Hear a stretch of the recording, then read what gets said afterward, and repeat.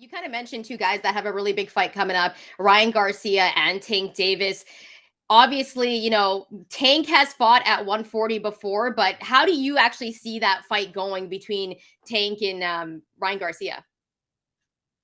I got Tank. I'm not gonna. I got Tank by. I think I got Tank by stoppage. Yeah. Early, Yeah. late, like what I think range? Tank us.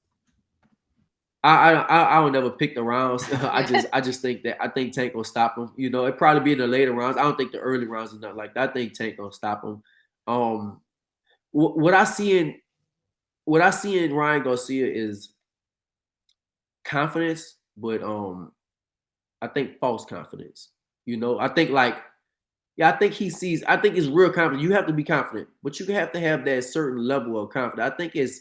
I don't know. It's just something I see about him. Maybe I'm reading it wrong, or maybe I'm reading it right. But I think I see false confidence in Ryan, and with Tank, I think I see real confidence. Like he knows what's going to happen, and Tank is skilled too. At the same time, Tank is very skilled fighter. He's not just a big puncher like people will say. He's actually like super skilled. He's very skilled, and I think even more skilled than Ryan Garcia. And he's a big puncher. So for me, I think Tank will probably stop Ryan. And so, you talked about him being a big puncher and how he's also really skilled. And you mentioned like you're down to fight anybody. You know what I mean? Like you want the smoke and you're confident in that. How would you feel about a fight with you and Tank and how that would go?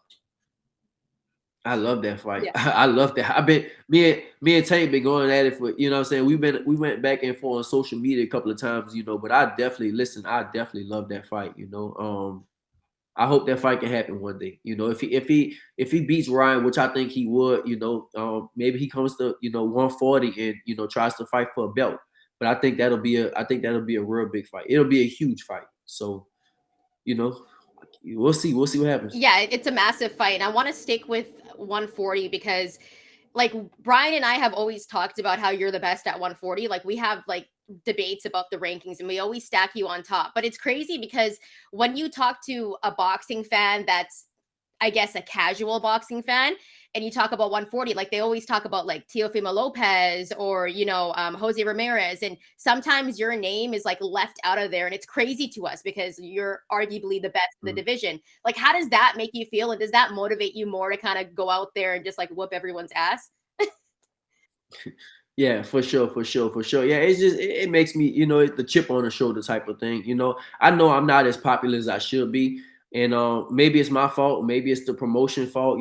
Like something I really never really had too much is a big promoter, to really promote me. I just think like if I had if I don't want to say no names, but if I had a big promoter that really promoted me, like if you look at my fights, like I fought real good competition. I fought a bunch of like how many you have to ask yourself how many people are fighting these days that you don't know who the winner's gonna be. It's a 50-50 fight, and I destroyed these people, like it was supposed to be like that with I fought Abel Ramos on Showbox. Abel Ramos was supposed to not. It wasn't supposed to be 50-50. Abel Ramos was supposed to whoop me. Mm. He was supposed to beat me.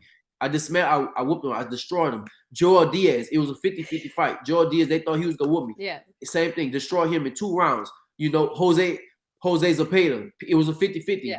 People thought Zapata was gonna knock me out.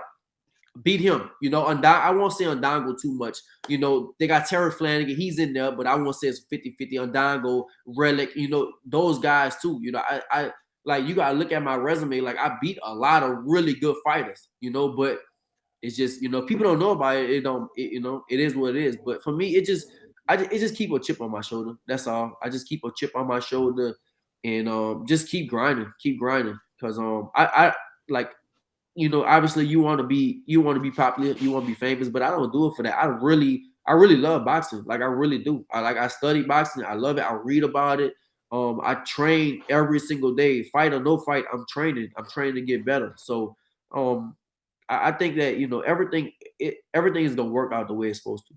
Is that level of before we wrap things up here, is that level of fame and promo something you want before, whenever the day comes where you decide to hang it up?